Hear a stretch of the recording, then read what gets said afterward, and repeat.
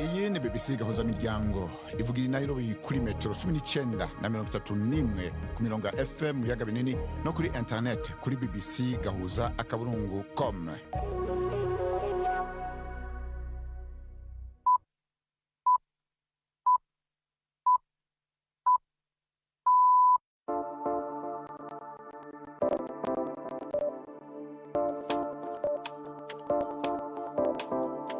Ubu ni isaha imwe n'igice z'ijoro i Nairobi, ni isaha 12 n'igice z'umugoroba mu Burundi no mu Rwanda. Muri kumwe na Bernard Bankukira. Mwire neza abakunzi ba BBC gahuza miryango, kaze murano makuru yo kuwa gatatu igenekerezo rya 10 z'ukwa gatandatu 2026. Mu ncamake y'amakuru tugiye kwashikiriza museruko bwa Kongo Kinshasa, icegeranyo gishasha ca Human Rights Watch cagiza AFC M23 n'ingabo z'u Rwanda gukora ivyaha vyinshi, kikavuga ko ari ivyaha vyo mu ntambara.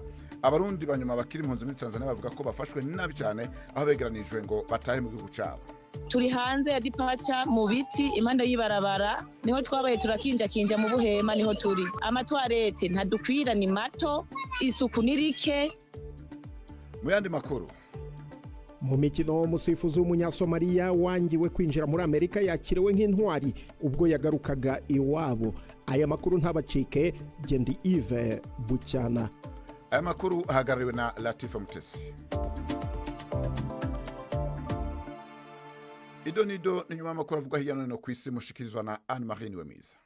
Polisi yo muri Afrika y'Epfo irimo gushakisha itsinda ry'abagizi ba nabi bicishije imbunda abantu 12 muri Johannesburg. Biravuga ko abagabo barenga 10 bageze muri ako gace maze bakarasa ku baturage mbere yo guhunga bakoresheje imodoka ya van. Abaturage bavuga ko icyo gitero gifitanye isano n'ubushyamirane hagati y'abacukuzi b'amabuye y'agaciro bakora mu buryo butemewe n'amategeko. Amakuru aturuka muri Libani haravuga ko igisirikare cya Israel cyagabye igitero cy'indege mu gice rwagati cy'umujyi wa Sidon uherereye mu majyepfo ya Libani. Umunyamakuru w'ibiro ntaramakuru by'Abafaransa yavuze ko yumvise ibintu biturika mbere yo kubona imodoka irimo gushya. Ku wa mbere Israel na Iran bari bemeranyijwe ko bahagarika imirwano, ariko igisirikare cya Israel gikomeza kugaba ibitero ku byo kivuga ko ari ibirindiro bya Hezbollah biri mu majyepfo ya Libani. Komiseri mukuru w'umuryango w'abibumbye ushinzwe uburenganzira bwa muntu yavuze ko mu gihe cya vuba hazohereza itsinda muri Libani gukora iperereza ku ihohoterwa rivuga ko ryakozwe n'impande zihanganye muri iyo mirwano. Ibinyamakuru byo muri Iran bivuga ko abatuye mu mujyi wa Sirk uherereye mu majyepfo y'igihugu babuze amazi yo kunywa nyuma y'uko ibigega bibiri by'amazi byangijwe n'ibitero bya Amerika. Umuvugizi wa Minisiteri y'Ububanyi n'Amahanga ya Iran yavuze ko Washington yangije amahirwe y'amasezerano y'amahoro, yongeraho ko Tehran ikeneye kongera gusuzuma uko ibintu bihagaze. Inkuru irambuye na Juventine Muragije Marie. Igisirikare cya Amerika cyavuze ko cyagabye ibitero ku birindiro bya Iran mu rwego rwo kwihorera nyuma y'ihanurwa y'indege ya kajugujugu yabo. Iran nayo yahise isubiza igaba ibitero ku birindiro bya Amerika biri hirya no hino mu karere. Nyuma y'iyo mirwano, umuvugizi wa Minisiteri y'Ububanyi n'Amahanga ya Iran yavuze ko Washington yangije amahirwe y'amasezerano y'amahoro kubera ubutumwa bunyuranye, ndetse no guhora ihindura ibyisaba no kurenga ku masezerano yo guhagarika imirwano inshuro nyinshi. Ibiciro muri Amerika byarazamutse cyane mu kwezi kwa gatanu bigera ku rwego rwo hejuru rutari rwarigeze rubaho mu myaka 5 ishize. Imibare yo mu biro bya leta bishinzwe ibarusha mibare igaragaza ko izamuka rusange ry'ibiciro byageze kuri 4.2% ugereranyije n'umwaka ushize. Abaguzi b'Abanyamerika bararushaho kumva ubukana bw'ingaruka z'ubukungu zatewe n'intambara yo kurwanya Iran, aho ibiciro bya lisansi byazamutse hafi ya 40% mu mezi 3 nayo ashize. Iryo zamuka kandi ry'ibiciro ry'ibitoro rinanashyira igitutu ku biciro by'ibindi bicuruzwa harimo n'ibiribwa. Iri zamuka rikabije ry'ibiciro rishobora gutuma Banki Nkuru ya Amerika nayo izamura inyungu ukunguzanyo. Bernard. Urakoze Anne-Marie.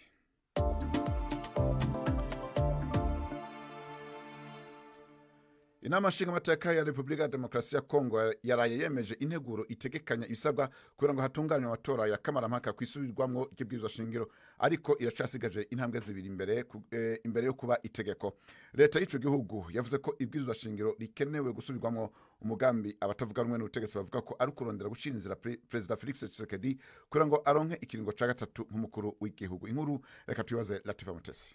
Mu bagize inteko ishinga amategeko 351 bari bitabiriye inama yo kuwa kabiri 348 nibo batoye bemera uwo mushinga. uwo mushinga ugiye koherezwa muri Sena kugira ngo urangize inzira zose zo kuwusuzuma hanyuma ushyirwe umukono na Perezida wa Repubulika bityo ubitegeko. Abadepite mu mashyaka atavuga rumwe n'ubutegetsi bahisemo kutitabira ayo matora banenga icyo babona nk'umugambi wa Perezida Felix Tshisekedi wo guhindura itegeko nshinga kugira ngo azakomeze kuyobora igihugu na nyuma ya 2028 umwaka manda ya kabiri izarangiriraho nk'uko biteganywa n'itegeko nshinga ririho ubu.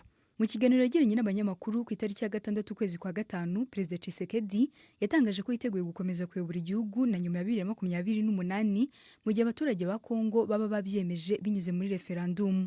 Abatavuga rumwe n'ubutegetsi bavuga ko mu gihe igihugu kiri mu bibazo by'intambara n'umutekano muke, ikihutirwa atari uguhindura itegeko nshinga. Bavuga ko ibyo bitazatanga igisubizo ku bibazo byihutirwe igihugu gifite, cyane cyane ikibazo cy'umutekano. Ku rundi ruhande, ishyaka rya Perezida UDPS rivuga ko ayo mavugurura yakenewe kugira ngo inzego z'igihugu zijyane n'ibihe n'impinduka ziriho. Urakoze Latifa. Ishirahamwe riharanira uburenganzira bwa muntu Human Rights Watch riragiriza umuhari w'inyeshamba M23 urwanya leta ya Repubulika ya Demokarasi ya Kongo gukora ubwicanyi burimo ububisha burenze iyicaruzo no kwinjiza abantu mu gisirikare kwa hato mu buseruko bw'ico gihugu. Human Rights Watch ibivuga mu cegeranyo gishasha yasohoye kuri wa gatatu aho igaruka no ku ruhara rw'u Rwanda mu gufasha M23 mu bikorwa vyayo. Subwa mbere irishirahamwe n'andi mashirahamwe mpuzamakungu yagirije izo mpande zibiri amabi atandukanye muri iyo ntambara yo mu buseruko bwa Kongo igihe cyose zama zabihakanye. Inkuru ya Prime ku magenge. Muri ico cegeranyo yasohoye kuri uyu wa gatatu, Human Rights Watch ivuga ko abasirikare n'abasivile b'abanyekongo bose hamwe baharurwa mu bihumbi barimwo n'abana bato kugeza ku myaka 12 bafunzwe ndetse bagafatwa mu buryo bushira mu kaga ubuzima bwabo mu makambi yo mu kinyegero. Abarokotse bavuga ukuntu bafungiwe mu busho bwuzuye cyane, bagakoreshwa imirimo y'agahato, bakabona iyicwa ry'abantu gihutihuti kandi bahorwa ivyaha bito bito, abishwe bagahambwa mu binogo rusangi. Human Rights Watch ivuga yuko yavuganye n'abantu 102 barimwo abahuze bafunzwe, abatorotse amakambi ya Rumangabo na Canzu za M23 canke mu nyuma bakishikana ku ngabo za leta ya Kongo, ababonye ihohoterwa, abo muri ONU, abo muri M23 mu gisirikare, mwigendereza no mu bamenyesha amakuru. Uwo muryango uvuga kandi ko wavuganye imbona nkubone n'abahoze bafunzwe wasanze muri Uganda no mu bisagara bitandukanye byo muri Kongo, ngo hari nabo bavuganye kuri telefone bari mu turere tugenzurwa na M23. Uvuga kandi ko icegeranyo cawo gishingiye ku mafoto, video n'amashusho y'ibigendajuru yasuzumwe. Muri ico cegeranyo yise Death was everywhere, no kuvuga ngo urupfu rwari ahantu hose. Ivuga ko ibikorwa by'ihohotera byiyongereye kuva M23 ifashe ibisagara vya Goma na Bukavu mu ntango z'umwaka uheze. Muri ico cegeranyo cayo, Human Rights Watch igaruka kandi ku ruhara ivuga yuko rutaziguye rw'u Rwanda mu bikorwa vya M23 harimo nayo mabi uwo muryango wagiriza uwo muhari. Abarokose bavuga yuko bamenye abasirikare b'u Rwanda bafatiye ku mwambaro wabo w'akazi igihe baba bariko baragenzura izo kambi. Twashasere kumenya ico AFC M23 ivuga kuri ico cegeranyo gishasha, maze mvugana n'umuvugizi wayo Oscar Barinda ntangura ndamubaza ico bavuga kuri ico. Twebwe turamagana cyane iyo raporo yatangajwe uyu munsi kwa gatatu mu gitondo, kuko tubona ko yuzuyemo ibinyoma. Ibyo bintu ntabwo bihuye n'ukuri guhari. Icya mbere, iyo raporo yibanze cyane kuri twebwe nyine AFC M23 mu gihe yirengagije ihohoterwa rikomeye rikomeje gukorerwa abaturage n'ihuriro ry'ingabo z'ubutegetsi bwa Kinshasa. Ariko nico cegeranyo nyene ngo kiravugamwo n'igisirikare ca Kongo. Bavugamo bikeya cyane kandi uzihoterwa bakorera abaturage buri munsi babicamo. Ubu ngubu rero muri iki gihe cy'ikoranabuhanga biragoye, bizagora Human Rights Watch gukomeza kuyobya abantu. Bazajye berekana ibimenyetso. Nibyo nari ntangiye nkubwira, muri iki gihe cy'ikoranabuhanga aho nibura buri muturage wese aba afite telefone kandi ifotora, ifata amavideo akayashyira ku mbuga nkoranyambaga bikagera ku isi yose. Twebwe nk'icyo cyo kuvuga cyo gushakisha ingabo, mujya mubona iyo twakoze inama rusange n'abaturage, mujya mubona ukuntu abasore n'inkumi burira amakamyo yacu aho gakuzura katuana make, akagenda akamena bamwe akabasiga iyo bajya, akagaruka agatwara abandi bagitegereje. Mujya mubona ukuntu FARDC binjira mu ngabo zacu bishimye, bakajya mu kigo kibishinzwe cyo kubaha amahugurwa za Rumangabo. Mujya mubabona bajya bavuga bo bonyine, habari ku bushake cyangwa bamwe bahase.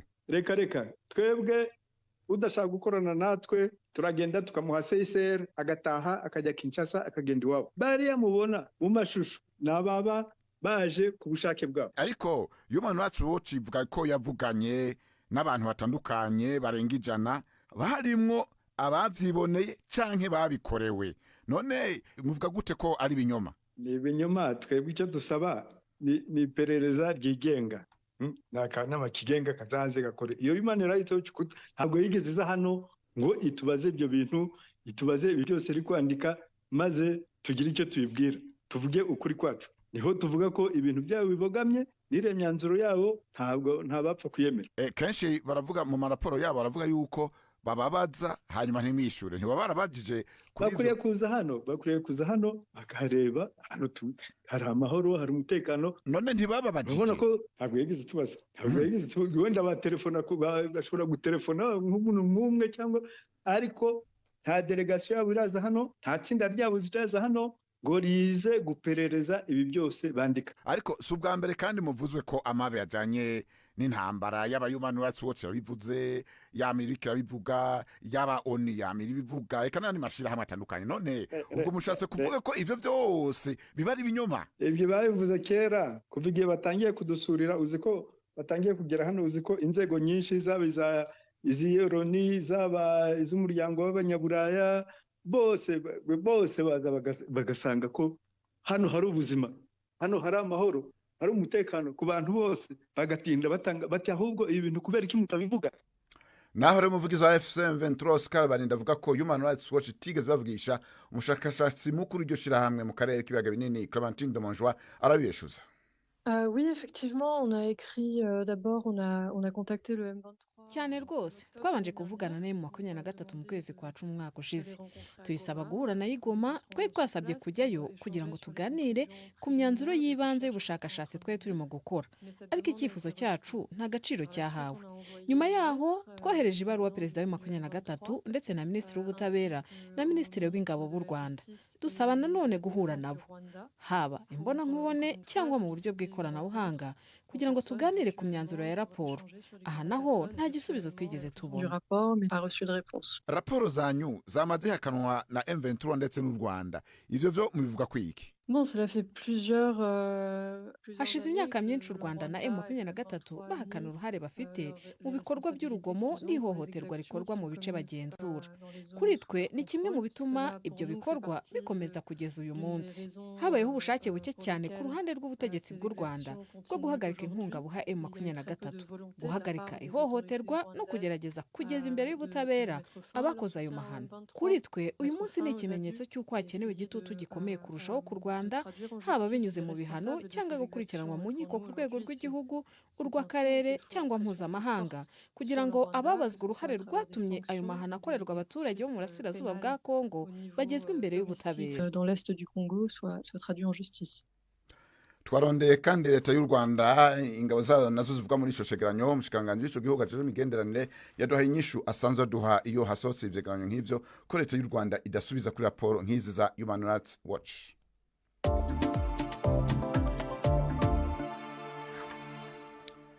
Hari abakuru urugendo rw'irometero birenga 10 buri munsi baja kwishure, abandi bakajayo rimwe bagasiba irindi, ndetse harimo n'abahisemwo kuriheba burundu. Abo ni bamwe mu banyeshure biga mu kigo c'amashure ca Vunga mu karere ka Nyabihu. Mwishure ryabo inyuma yaho bigaragaye ko ryiziziwe nibiza vyinshi vyabaye mu kwezi kwa gatanu. Ubutegetsi bw'akarere ka Nyabihu bwemera ko harabashika 2,000 bavunika cane baja kwishure, ariko ko hariko haronderwa inyishu mu buryo bwihuse. Jean Claude Mambutsa.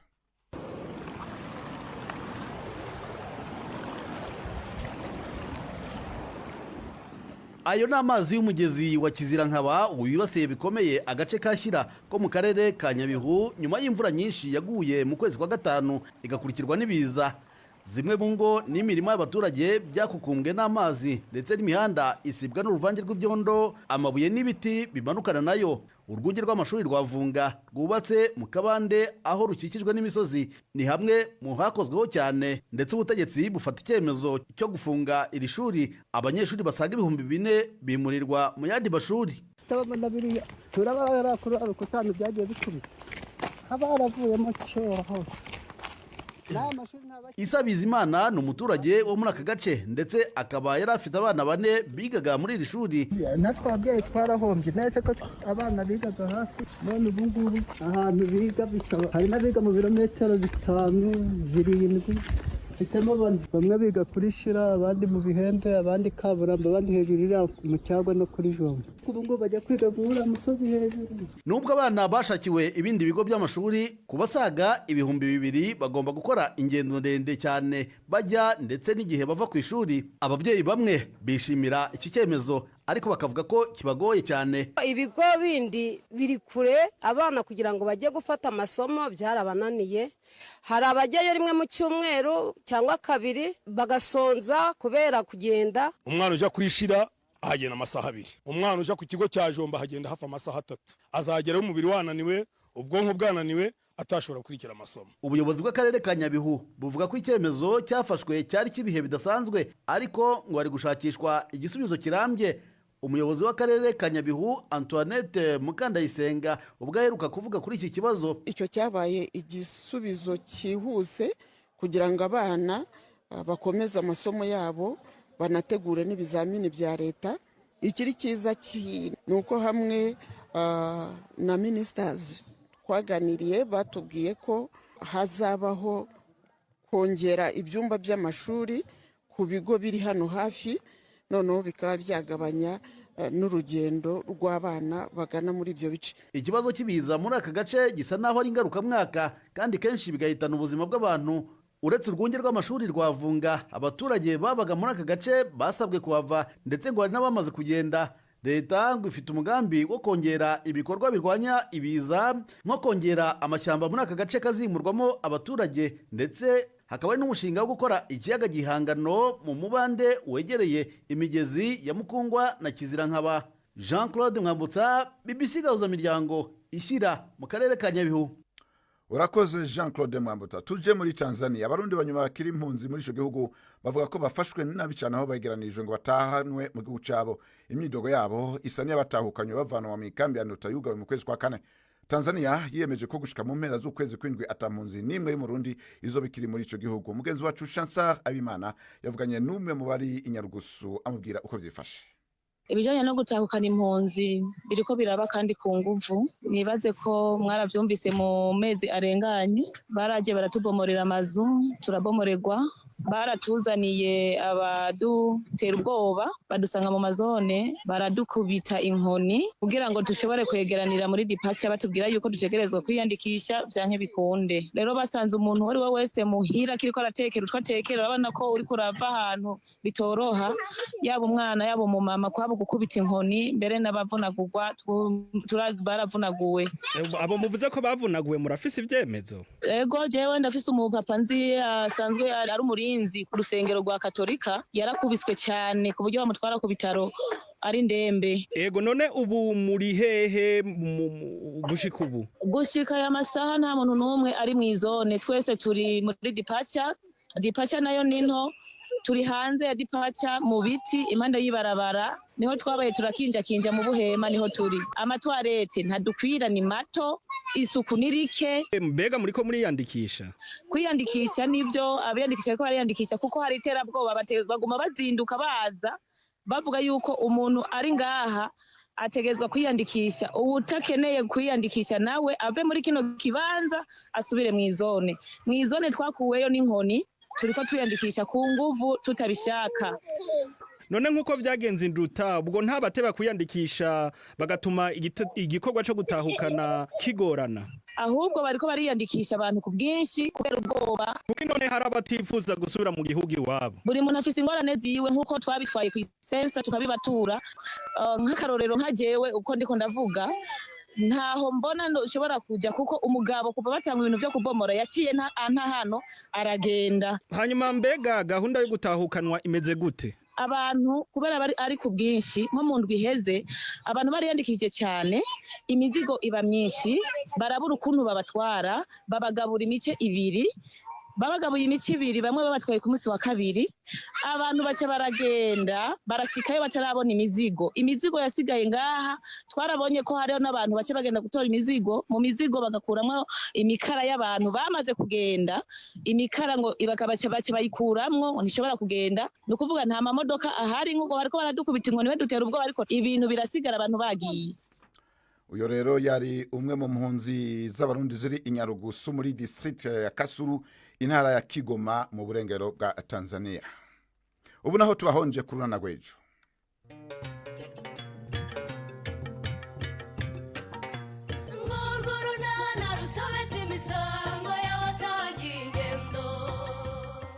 Mu kiganiro nacyo kuri wa kane twabateguriye, wishaka kubisigiriza kuko nyuma yo kubabonana muri bare nagiye kwa Chris isanga y'jaketi ya Nyesi, kandi iyo jaketi ndayiyiziye neza ko ari iye. Ahubwo si yo bisareya?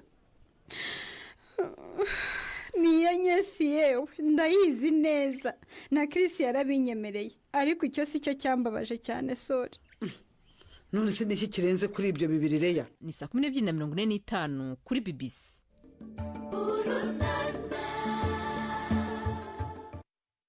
Nukurira abakunzi b'urunana ntimuze mu utangwe. Mu makuru y'inkino, igikombe c'isi mu mpira w'amaguru kizotangura ejo kwa kane, kandi hazotangura gukurikizwa amategeko mashasha. Wobuza yariyo Benjamin Yokwizera aratubwira.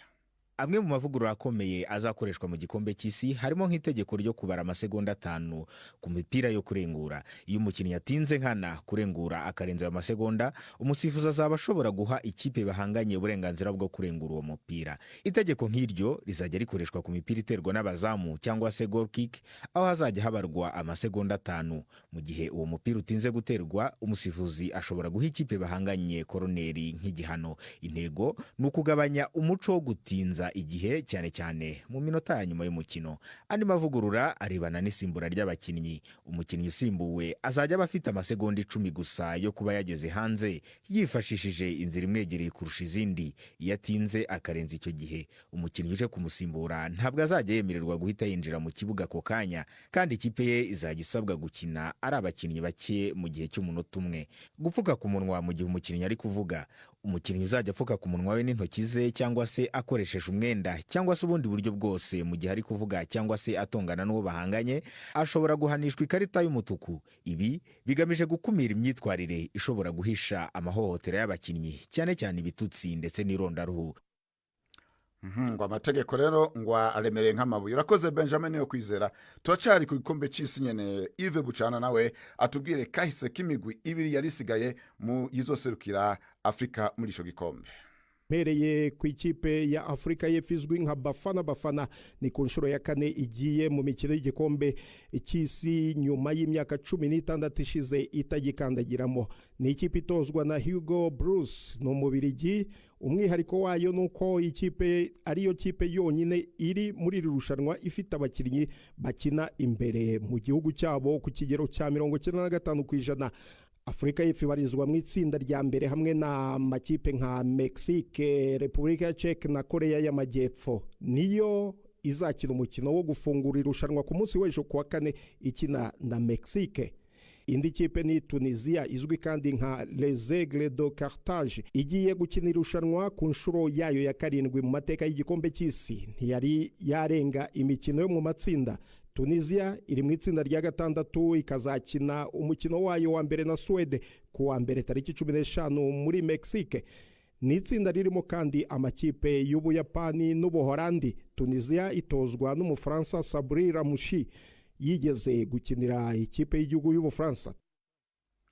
Urakoze Yves Bucana. Ku isaha 12:53 Inyabihu mu Rwanda n'Inyabitare mu Burundi. Mu gihe abenshi babona ibitunguru na tangawizi nk'ibirungo by'ibifungwa gusa, mu Rwanda gwiyemeza mirimo Mutoyi Goodluck we yabibonyemo amahirwe yo kwikoramo amavuta n'imishatsi ndemanwa. Ubwo buvumbuzi kandi bwatumye Mutoni Goodluck atsindira agashimwe ka mbere mu higanwa ry'ugwaruka mu bihinga bwa none mu bijanye no uburimye. Yves Bucana yaramugendeye adutegurira iyi nkuru.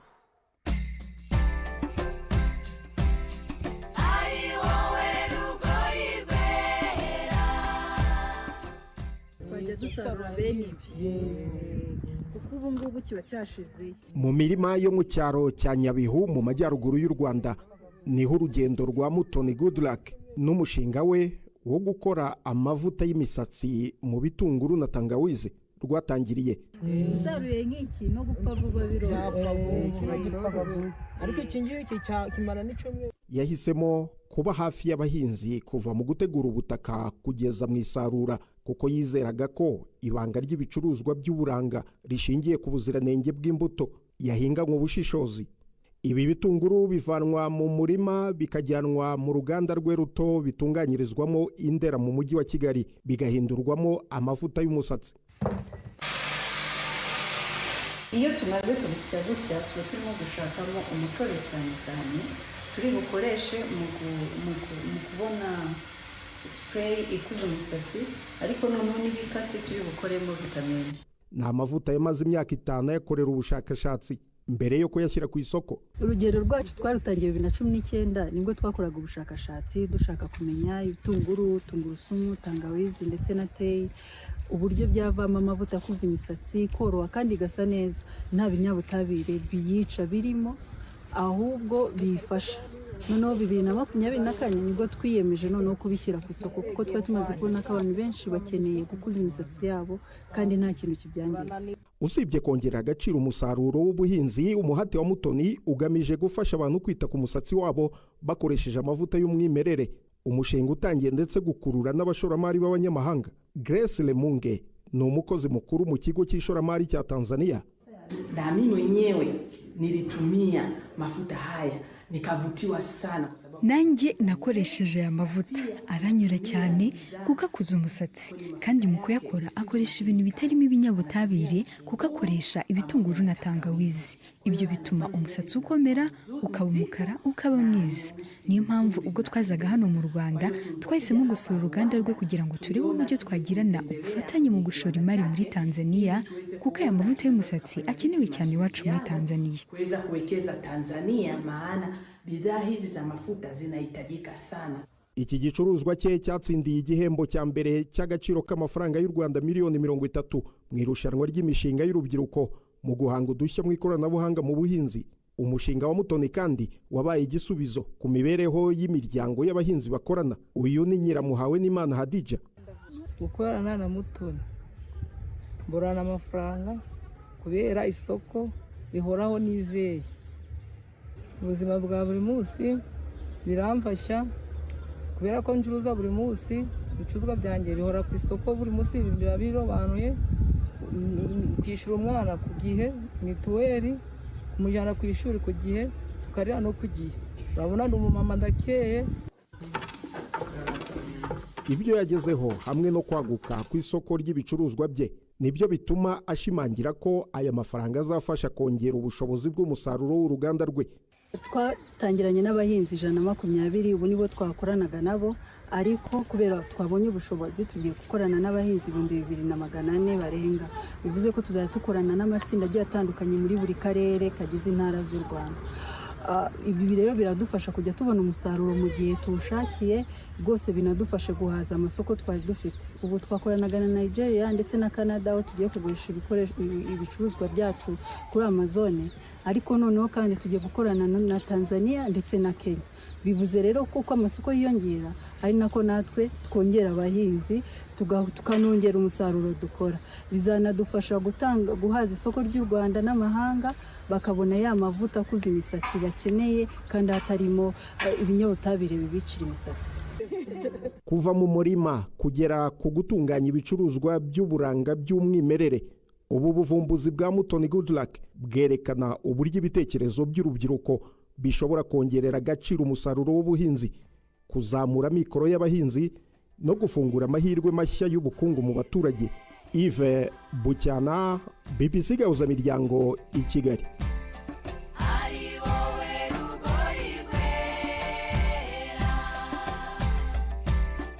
Ni hano rero turangije amakuru yacu kuri uno kabiri. Mwumvise ko mu buseruko bwa Kongo Kinshasa icegeranyo gishasha cha Human Rights Watch cagiriza AFC/M23 n'ingabo z'u Rwanda gukora ivyaha byinshi, kikavuga ko ari ivyaha byo mu ntambara.